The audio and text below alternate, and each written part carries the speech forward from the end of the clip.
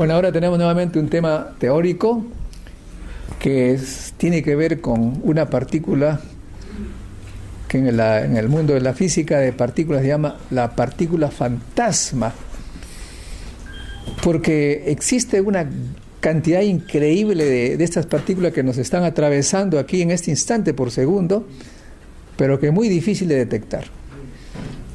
Sin embargo, a pesar de la dificultad de detectar, se le estudia y sus características son increíbles. Se dice últimamente que esta partícula cambia de identidad, ¿no?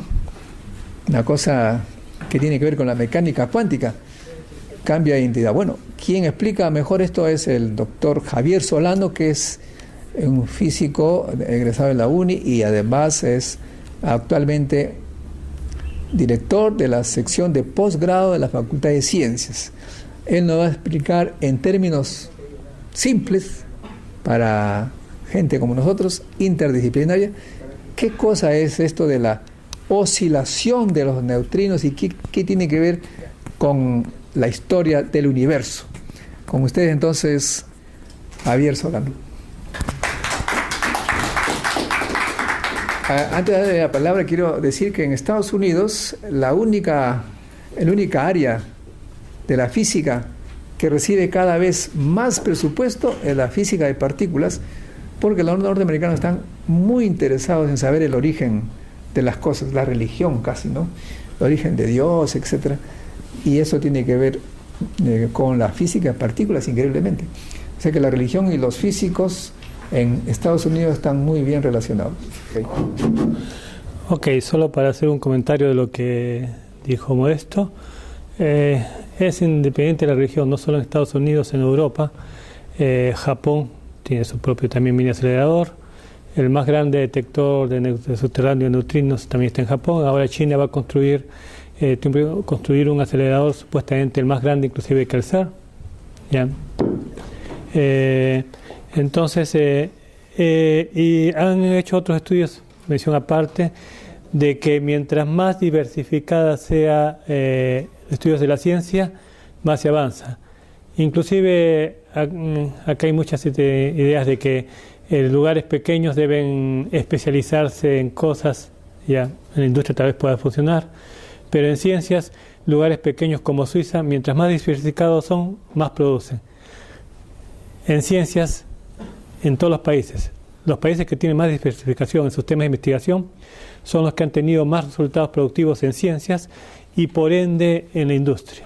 El CERN y el Fermilab justamente, ya saben, son los desarrolladores del web, entre otras cosas, que para algunos es uno de los avances más importantes de todo el siglo pasado.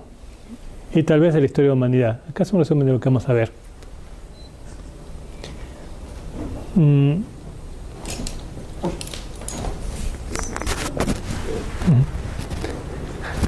A ver, esta parte que ya esto también conoce, ¿no? No, sí, yo te lo dejo quitar, si no después se va a quitar. El semestre pasado hubo las revoluciones de relatividad y mecánica cuántica, el siglo. ¿Ya?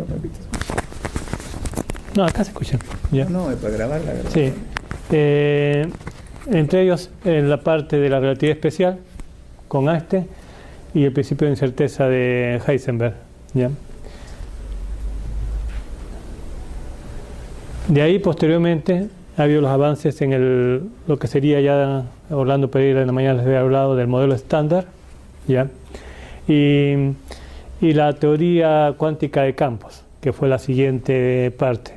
La teoría cuántica indicaba una partícula, no se puede determinar con precisión su posición y su momento al mismo tiempo, pero yendo un paso más allá se encontró que los propios campos eléctrico-magnéticos también se pueden y están cuantizados, por eso tenemos los fotones y creación de partículas, y fue la primera teoría cuántica de campos, la electrónica cuántica, y acá tenemos a Feynman.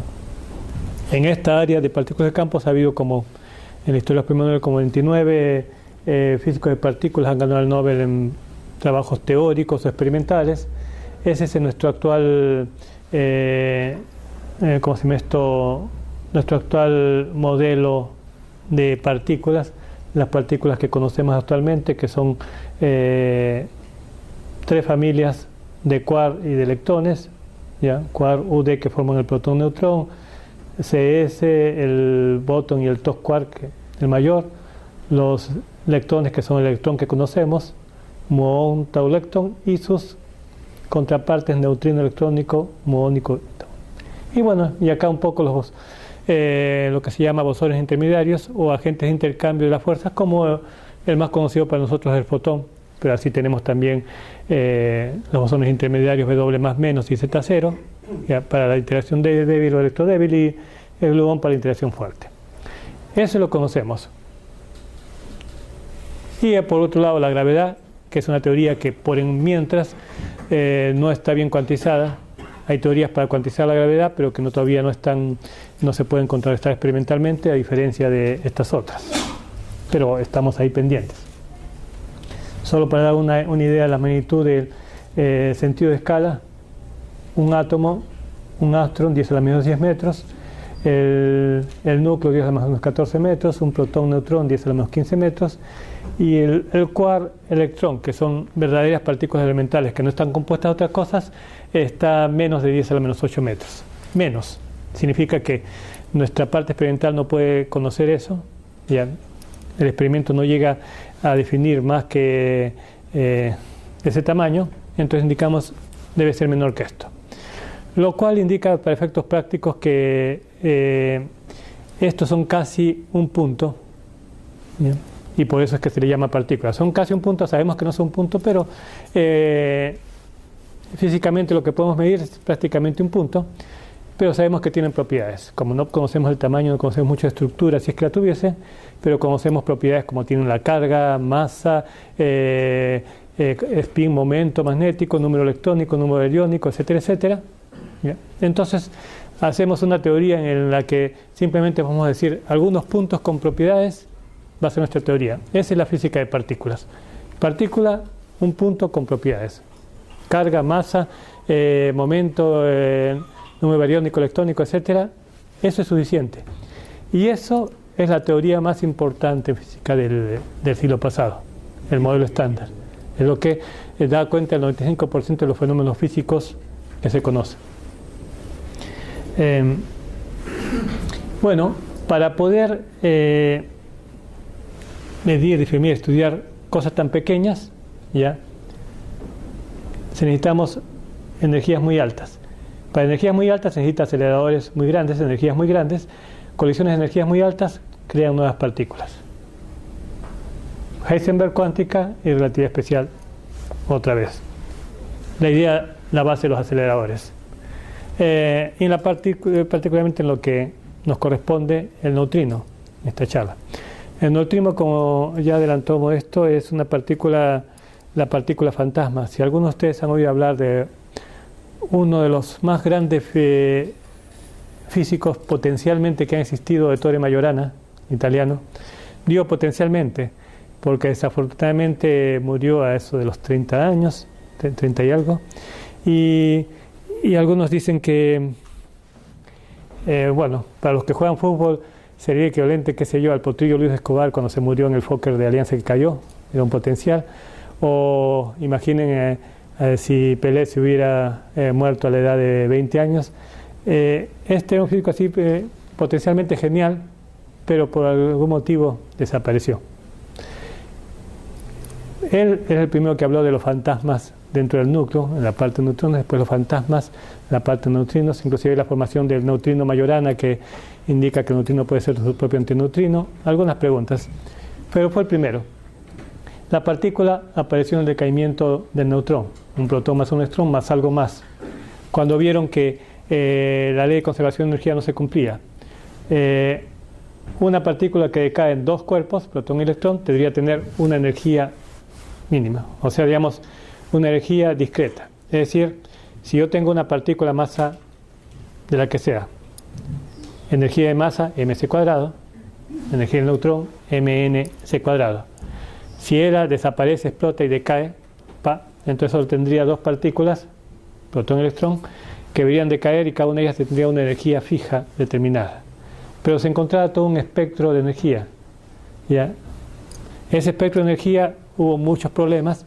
Algunos pensaron que inclusive que la ley de conservación de energía no era algo universal, que eventualmente se podía violar en ciertas condiciones, y hasta que a alguien se le ocurrió, como decía a Paul, inventar algo tan descabellado como una partícula que no existe, que no se puede medir, una partícula fantasma, como llamamos esto. Bien, entonces primero fue Pauli, lo propuso, y después Fermi lo incorporó en su teoría de caimiento beta. ¿Ya?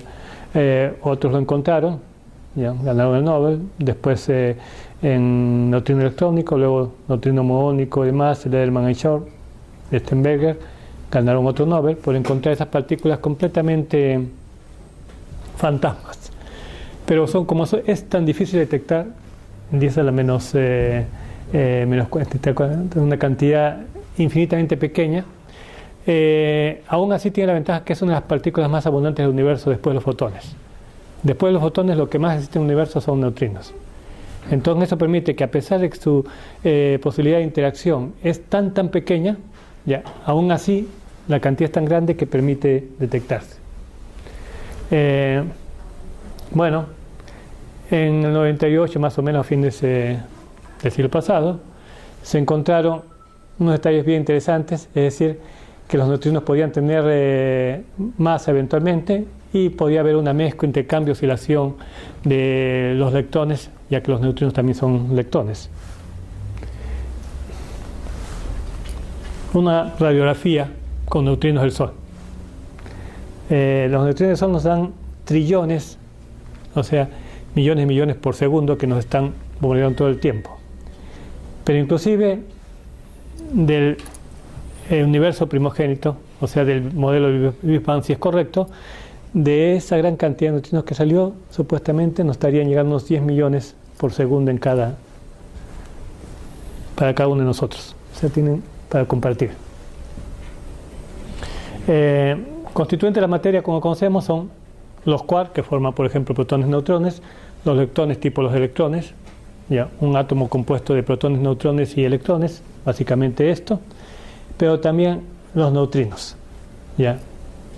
El neutrino está, a diferencia de los otros, tiene una masa muy pequeña, ¿ya? Una masa, una millonésima parte o menos de la masa electrón. No es cero, pero es muy pequeña. Y hay varias preguntas pendientes.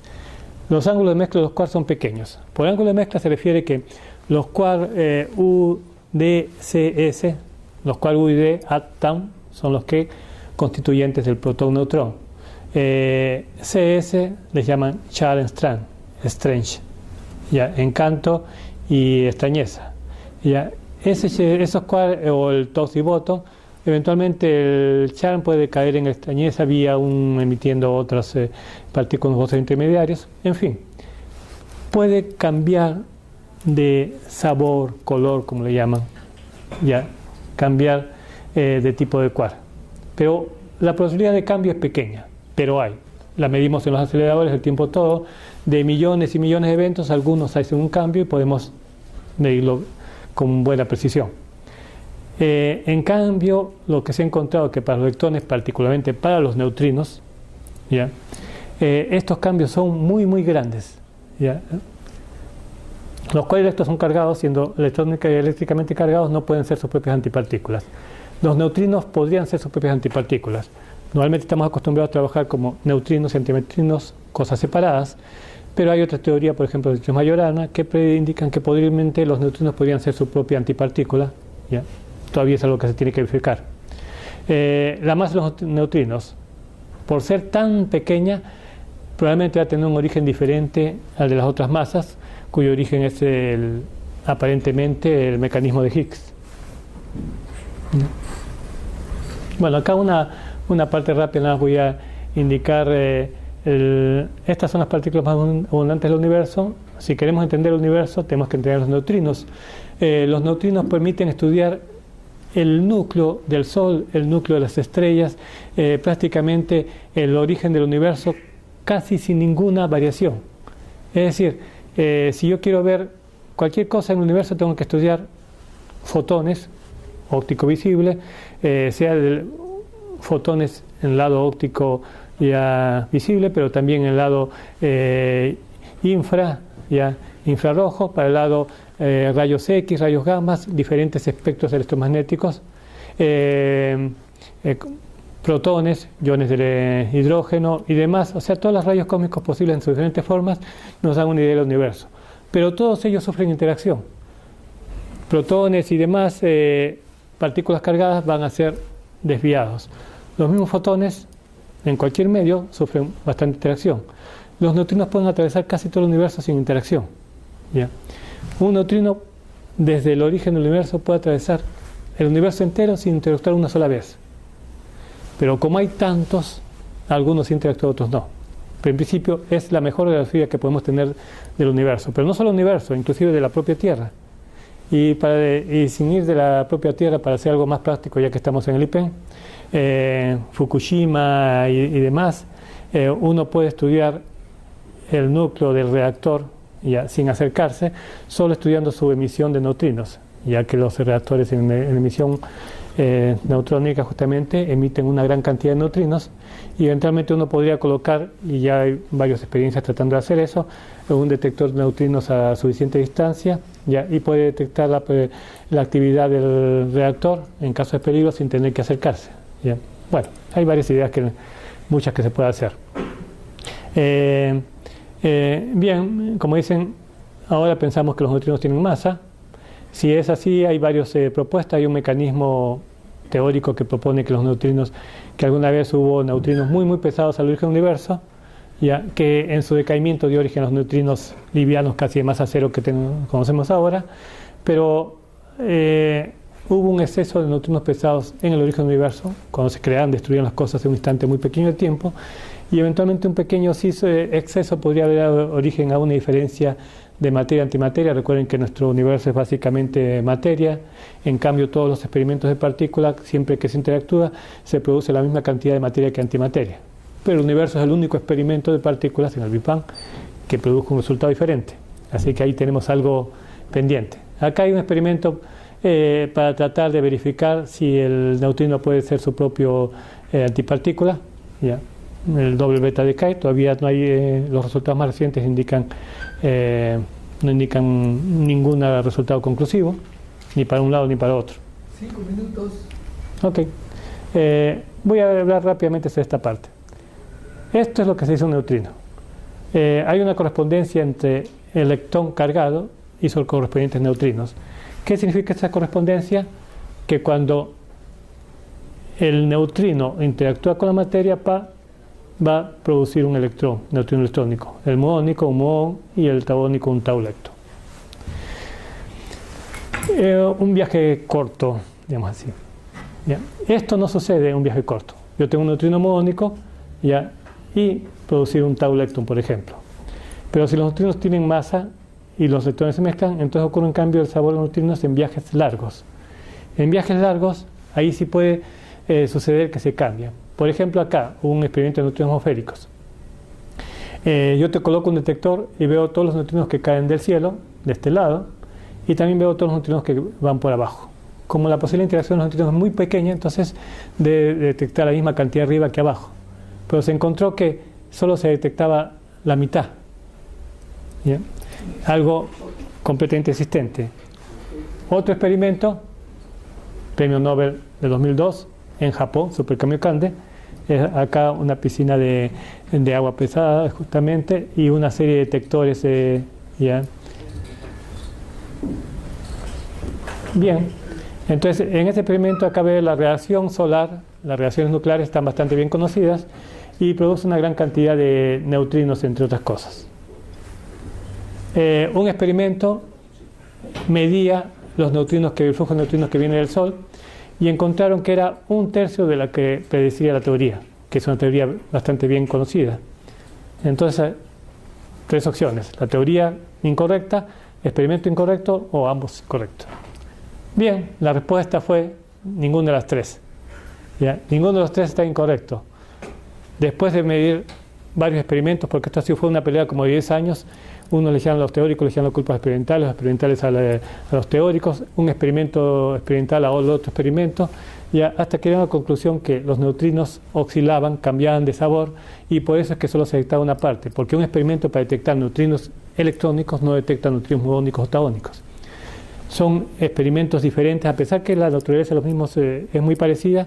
El experimento es todo complejísimo para poder solo detectar neutrinos muónicos o electrónicos o taónicos. Entonces un detector de neutrinos electrónicos para él los neutrinos muónicos o taónicos son invisibles. Entonces él solo detectaba una parte nada más. La masa, estas son las masas de los quarks U, D, CS, top bottom, de los leptones cargados, electrón, muón, tungsteno, más o menos.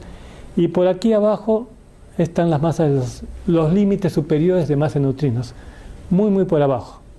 Entonces eso nos indica, estamos en cargolísmica, de que posiblemente el mecanismo de formación de masa de los neutrinos venga por otro lado. ¿Ya? Y estos de acá, a diferencia de los otros, normalmente cuando yo tengo un electrón, por ejemplo, algo que casi no lo tomas en cuenta, no. Este peso, o ustedes mismos, ¿cómo se pesan? Ustedes suben una balanza, ya, y para allá acá. ¿Cómo miden su masa? Bueno, ustedes pueden calcular la gravitación en este lugar y sacar equivalente de masa gravitacional inercial y ustedes consiguen su masa. Ahora, ¿cómo pesamos a un electrón? ¿Ya? O a un muón. O sea, no lo vamos a colocar en una balanza y decir, pesa esto. ¿Ya? Lo pesamos al vuelo. ¿Cómo se pesa una bala? ¿Ya? Por ejemplo. Digamos, o sea, nosotros medimos su momento, en ciertas formas medimos, si no podemos medir su momento, vamos a medir su energía cuando es algo pequeño. ¿Ya? Ahora resulta que, entonces lo que medimos al final es energía, de una u otra forma. Solo que en el caso de los neutrinos, en un electrón, por ejemplo, solo tiene un nivel de energía que correspondería a su masa de energía relativista, su masa invariante en reposo más su energía cinética correspondiente, ¿no? Raíz de mc cuadrado al cuadrado más pc todo eso al cuadrado. Bien. Si está en reposo, fácil medir. Pero en el caso del neutrino, no tiene un único nivel de energía con lo que pueda medir eso. Tiene 3 o tal vez 4 niveles de energía diferentes. ¿Bien? La oscilación se da porque puede saltar de uno a otro nivel de energía sin problemas. Voy a mezclar es un poco de teoría. La idea es que el experimento que se hace es que en un viaje largo el neutrino puede cambiar y esa probabilidad de variación está más o menos relacionada, entre otras cosas, con la diferencia entre dos niveles de energía, la probabilidad de cambiar de un tipo de neutrino al otro. ¿Ya? Y los niveles de energía más o menos están relacionados en esta forma. Por ejemplo, 3 niveles de energía, que no sabe si este es el orden o eventualmente este sea el orden. Pero en cada nivel de energía yo tengo una probabilidad de que sea neutrino electrónico, muónico o taónico. Por ejemplo, en este nivel la probabilidad de ser neutrino electrónico es como 60%. Aquí como 30%, aquí 5%, por ejemplo. Y así sucesivamente. Entonces, los neutrinos pueden estar en un nivel u otro, ¿ya? O en un nivel van cambiando de uno a otro de acuerdo a la probabilidad. La probabilidad de estar en un tiempo en este de acá y eventualmente pueden cambiar en otro tiempo. Eventualmente un neutrino podría mantenerse como neutrino electrónico todo el tiempo, sí, pero no hablamos de uno, hablamos de todo un flujo. Uno no cambiará, otro va a cambiar, otro cambiará. Igual que el decaimiento radiactivo. Decaimiento radiactivo no significa que si yo tengo un tiempo de vida media de 1 hora, por decir así, no significa que todos los neutrinos en 1 hora van a decaer. Todos los isótopos radiactivos van a decaer en 1 hora. Significa que hay la probabilidad de que la mitad decaiga, por ejemplo, en 1 hora. Pero la mitad no va a decaer. Igual también problemas de edad y demás. Algunas cosas dicen el promedio de vida es de 70 años. ¿Todo bien? Nosotros somos optimistas. Un promedio de vida de 70 años indica que la curva está, la mitad va a morir antes de los 70 años y la mitad después de los 70 años. Optimistamente nosotros estamos en esa mitad, ¿no? Esperamos. Y bueno, hay algunos experimentos para medir las oscilaciones de neutrinos, unos en el Fermilab, en esta parte por Chicago, cuando se coloca un detector y el otro está, otro detector a unos 730 kilómetros, de aquí a acá, es decir, en una mina en Minnesota, y al ir directo, inclusive en el punto más alto hay unos 10 kilómetros de altura con relación al borde de la Tierra. Y ahí se miden las probabilidades de neutrinos. Se ven, digamos que yo lanzo una gran cantidad de neutrinos muónicos y veo cuántos neutrinos muónicos detecto aquí, el porcentaje, y veo la probabilidad de cambio, lo verifico con la teoría y más o menos coincide. Ese es más o menos el experimento en el Fermilab, el NUMI, ¿no? Y el MINO es el experimento de neutrinos, y acá solo para mencionar algo rápidamente, esto va junto a un experimento para medir la sección de interacción, que es el Minerva, en el que por primera vez hay un experimento de altas energías en el que hay instituciones peruanas, que son la Católica y la UNI. Este es el experimento en el que estamos involucrados. Un experimento un poco de los datos eventos que se han medido en dicho experimento y un poco de la construcción del experimento. Así que esta parte voy a pasarla un poco rápidamente y bueno, y llegamos al final para que no.